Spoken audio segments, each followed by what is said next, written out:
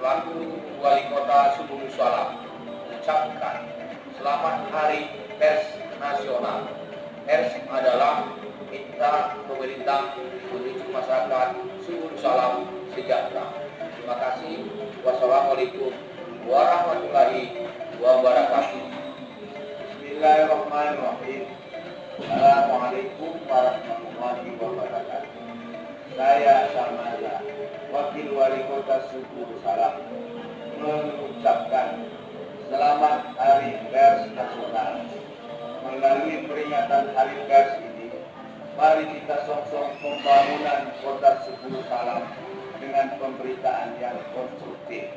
Assalamualaikum warahmatullahi wabarakatuh. Bismillahirrahmanirrahim. Assalamualaikum warahmatullahi wabarakatuh. Saya Muhammad Budi Cido, Kepala Bagian Humas dan Protokol Sekretariat Daerah Kota Subulu Salam, mengucapkan selamat Hari Pers Nasional. Melalui peringatan Hari Pers ini, mari kita perangi berita hoax. Konten dan berita adalah jati diri pewarta. Wassalamualaikum warahmatullahi wabarakatuh.